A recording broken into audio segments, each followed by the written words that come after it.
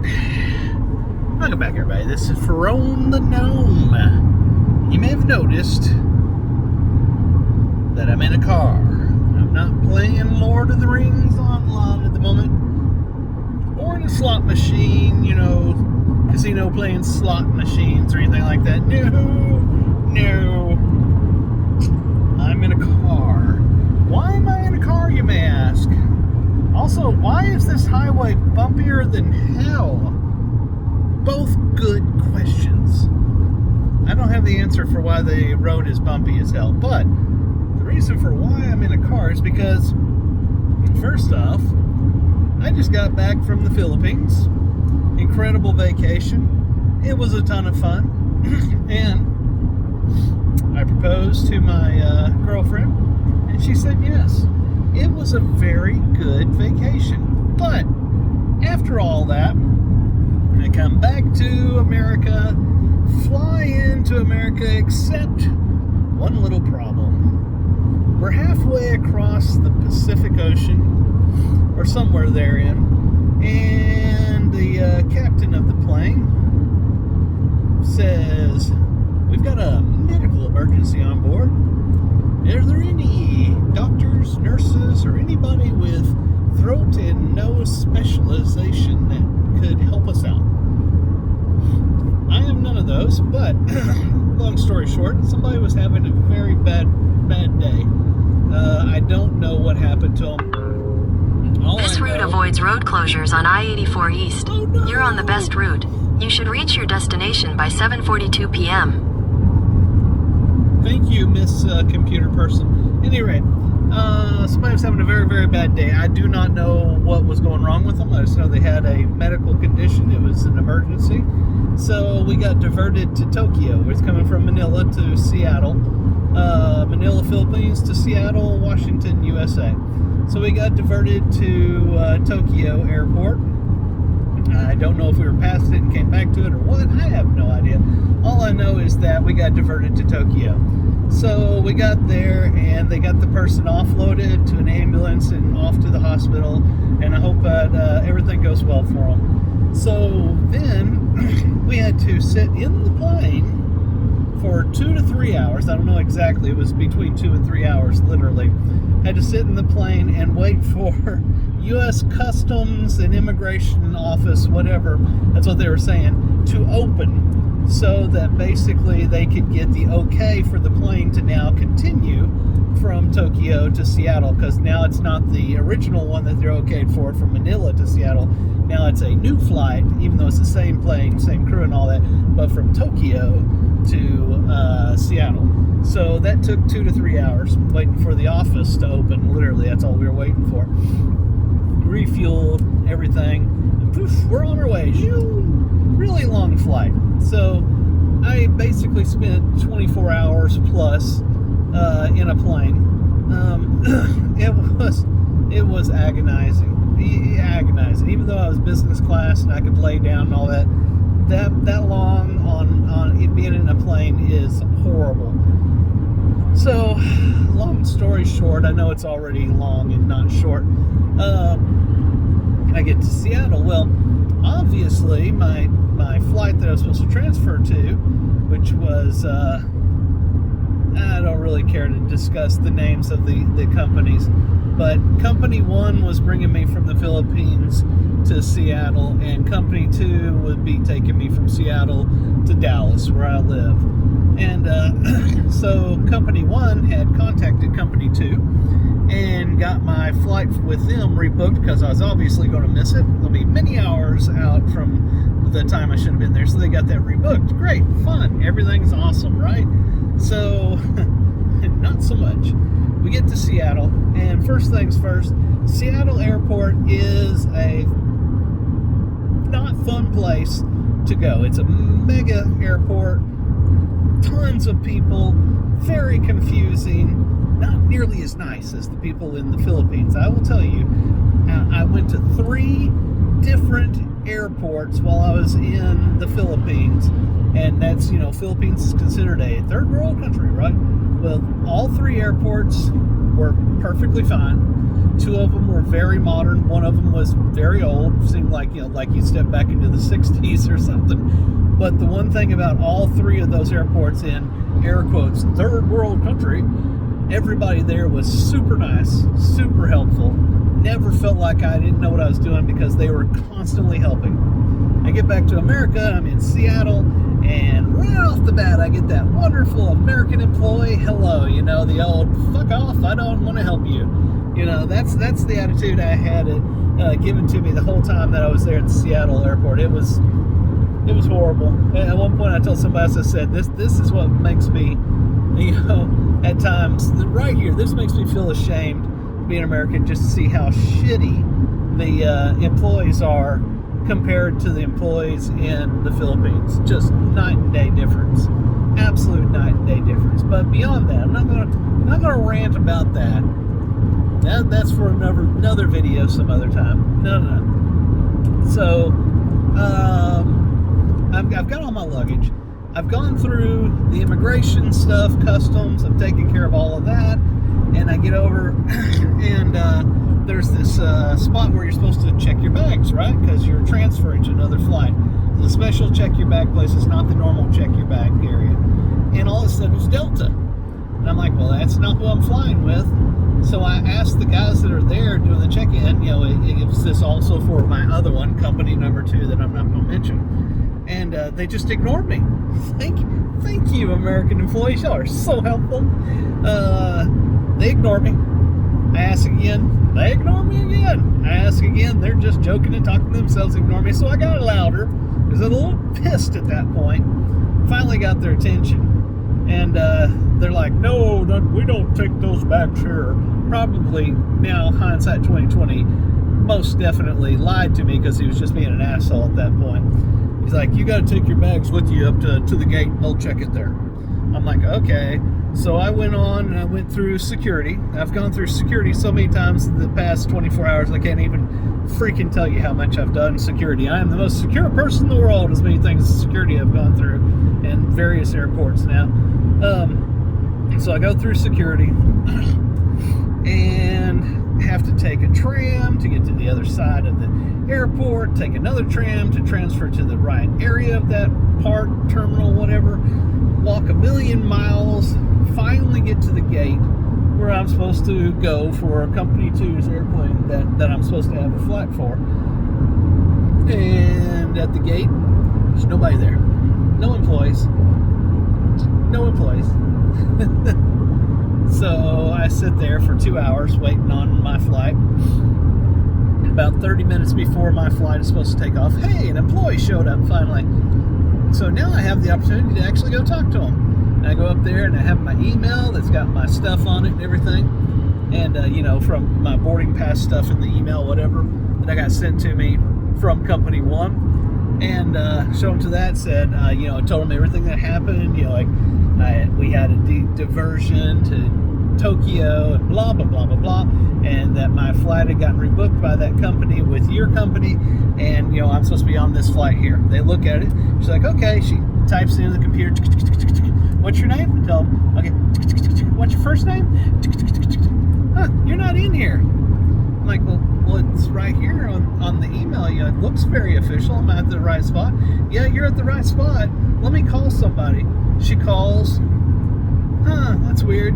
Calls somebody else. Real nice lady. She didn't do anything wrong. Finally, she gets back to me and she goes, yeah, I can see it. You officially have the ticket there. But the other company, again, won't mention their name, Company 1, apparently they set it up and everything, and then they didn't verify it.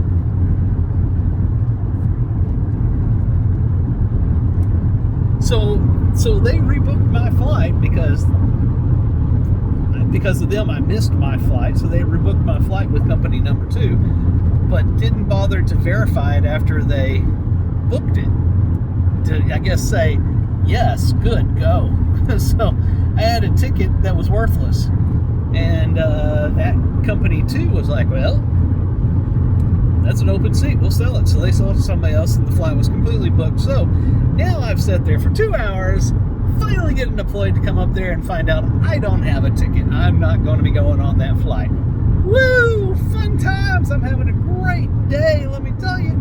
Everything's going wrong. And I asked her, I said, well, what do I do? And she said, well, that's booked through Company 1. You're going to have to contact them. I can't do anything.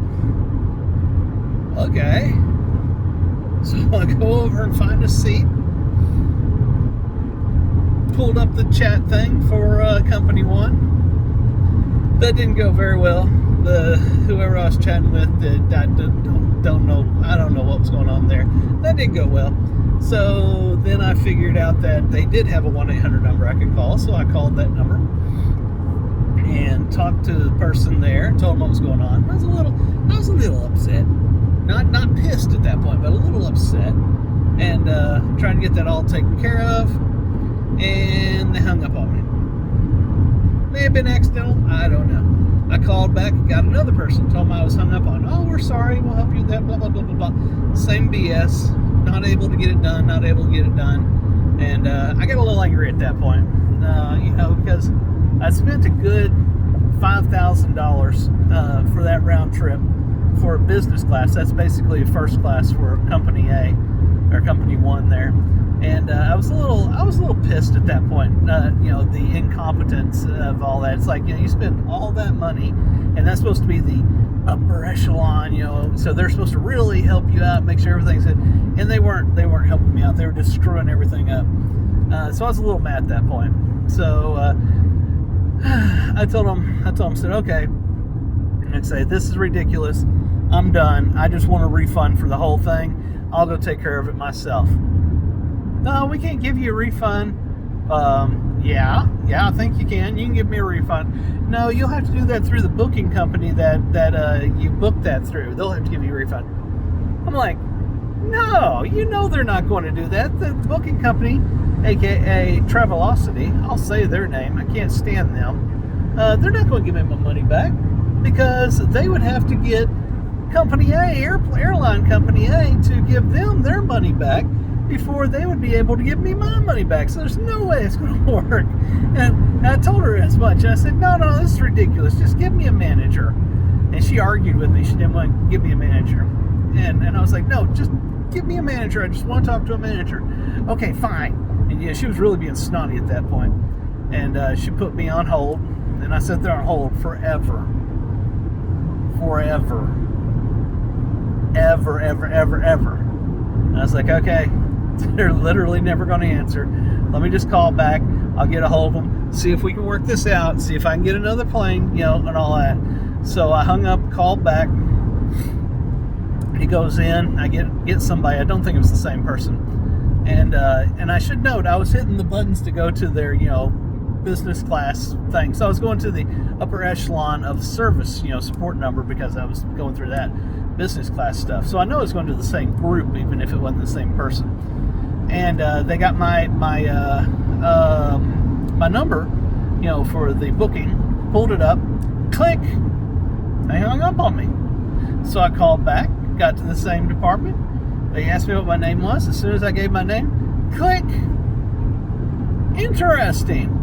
I did that 3 more times. I got hung up on 3 more times. Literally, Company A's upper echelon business class support was hanging up on me as soon as they'd find out who it was on the phone. They just literally said to me and didn't give a shit. So I called back, and I didn't go to the special group. I just went to the normal group. Got a different sounding woman. And when I say different sounding, I mean this was the only one of the group out of all of them that I called that didn't have that same, how should we put it, call service in India accent to them. And she was very helpful. She wanted to help me out. And I was very, very glad she was going to try to help me out. And I talked to her for about 40 minutes on the phone trying to get this all set up. And they couldn't figure it out. They literally couldn't. They couldn't do it. They couldn't. First off, I want to point something out. The first one that I talked to on the other call, I explained to her that the reason that I was late and the reason that therefore they rebooked my flight in Company 2 from Company 1, because Company 1 was late, was because there was a medical emergency on the plane and they had to be diverted to Tokyo. So at one point she asked me, did you get a medical clearance so that you can fly? And I'm like, what do you mean medical clearance? Why do I need a medical clearance? She said, well, because, they diverted to Tokyo for your medical emergency. And I go, no, I'm not the one that had medical emergency. Somebody else on the plane had a medical emergency. And literally at that point, my mind is just, and I'm like, do I literally have to tell you what your plane is doing? I have to tell you what's going on. I was about to lose it at that point. That was the original group that started just hanging up on me. Like I said, I got a little pissed at that point.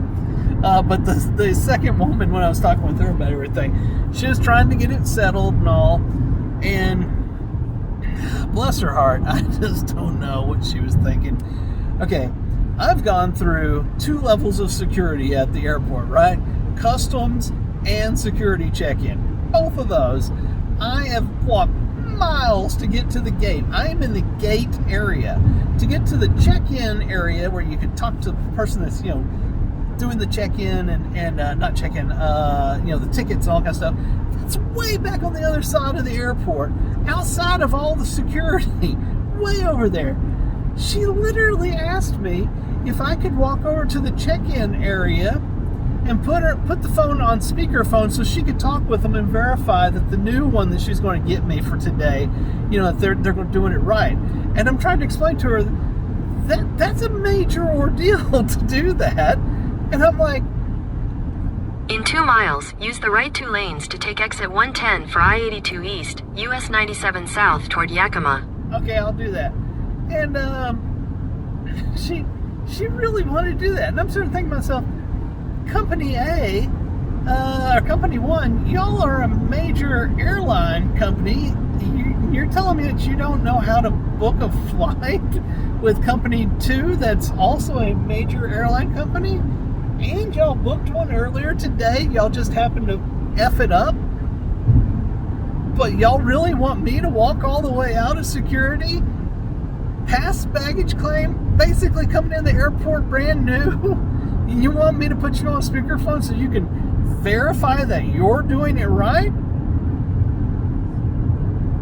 I was like, no.